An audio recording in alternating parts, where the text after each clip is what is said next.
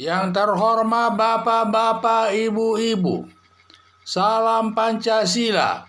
Bapak-bapak, Ibu-ibu yang melihat video saya ini, tolong jangan lupa subscribe, like, dan di-share.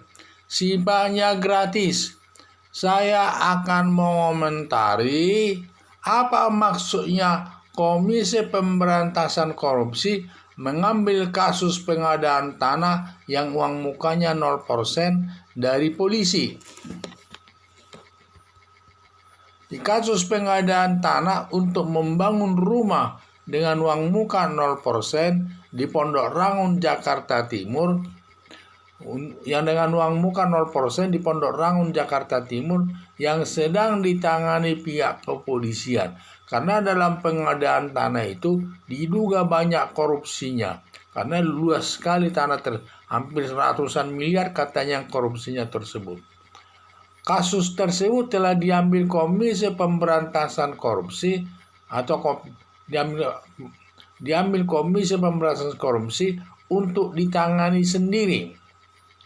Apa maksud KPK atau Komisi Pemberantasan Korupsi mengambil kasus tersebut dari tangan polisi?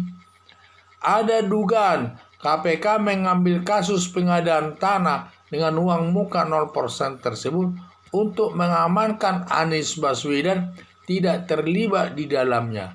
Karena kasus tersebut sudah ditetapkan KPK tersangkanya itu perusahaan daerah yang namanya saya sudah lupa, tetapi sudah ditetapkan sebagai tersangka. Yang tersangkanya adalah pengusaha perusahaan Pemda DKI tersebut. Tetapi Anies Baswedan tidak jadi tersangka. Padahal sudah banyak tudingan bahwa Anies Baswedan ikut terlibat dalam kasus pengadaan tanah dengan uang muka 0% tersebut. Tidak ikutnya Anies Baswedan dijadikan tersangka oleh Komisi Pemberantasan Korupsi ada dugaan kuat mungkin dibantu penyidik senior KPK yang saudara dekat dengan Anies Baswedan tersebut. Jadi saya lihat banyak kasus Anies Baswedan dimulai korupsi 650 miliar terkait dengan balap Formula E. Dan juga ada rencana anggaran Aibon, katanya anggarannya itu sampai 80 miliar dianggarkan. Dan juga pengadaan ballpoint sampai 102 miliar pengadaannya. Tetapi karena ketahuan oleh partai PSI tidak jadi dilakukannya. Demikian juga ada anggaran 10 triliun untuk pengadaan pandemi virus corona, tetapi tidak jelas penggunaannya. Tetapi semua perbuatannya tidak pernah ditangani Komisi Pemberantasan Korupsi. Sepertinya Komisi Pemberantasan Korupsi tidak mau tahu kalau kejadiannya itu di lingkungan pemerintah daerah Pemda DKI tersebut. Jadi harapan saya supaya Komisi Pemberantasan Korupsi tidak diskriminatif menangani perkara korupsi. Harus berlandaskan asas equality before the law atau persamaan hak di depan hukum, dalam arti baik dia teman dekat atau saudara, pejabat tinggi, pengusaha besar, tokoh agama, kalau tersangkut perbuatan korupsi harus dihukum sesuai aturan hukum yang berlaku. Itulah saya lihat. Jadi banyak sekali saya sampai curiga juga. Kenapa sampai KPK menarik kasus daripada pengadaan tanah Pondok Rangun tersebut? Padahal sedang ditangani kepolisian. Mungkin kepolisian itu nanti tidak bisa diatur semua, mungkin sampai ada dugaan mungkin Anies Baswedan juga mungkin akan dijadikan tersangka.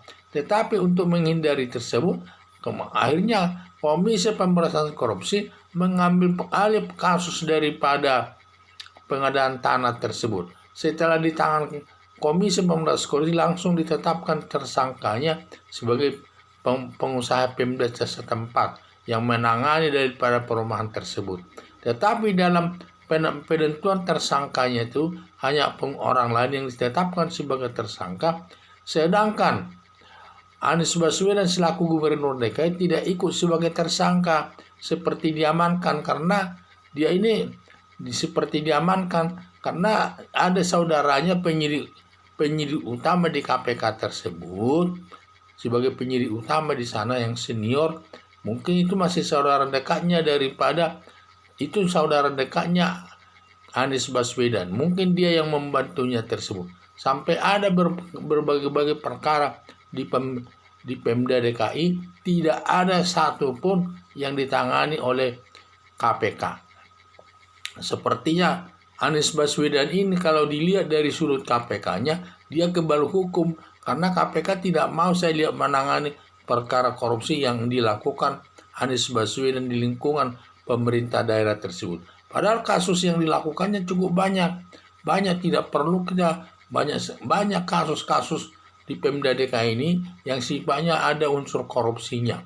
Salah satunya adalah balap mobil Formula E, di mana uang mukanya sudah dikasih 650 miliar, padahal boleh balap tersebut tidak jadi, uangnya tidak kembali, berarti kan hilang itu. Apakah itu benar hilang atau memang sengaja diambilnya, kurang jelas. Demikian juga masalah anggaran daripada virus corona itu ada sampai 10 triliun itu, tetapi digunakan tidak jelas penggunaannya, tetapi dihabis uang dan lain-lain juga. Jadi harapan saya KPK supaya menindak seseorang itu jangan diskriminatif, harus berdasarkan equality before the law, persamaan hak di depan hukum. Siapapun orangnya, baik dia saudara, baik dia teman dekat, baik dia pejabat tinggi, baik dia pengusaha atau tokoh masyarakat atau tokoh agama, kalau dia melakukan perbuatan korupsi harus ditindak sesuai aturan hukum yang berlaku. Sekian dan terima kasih.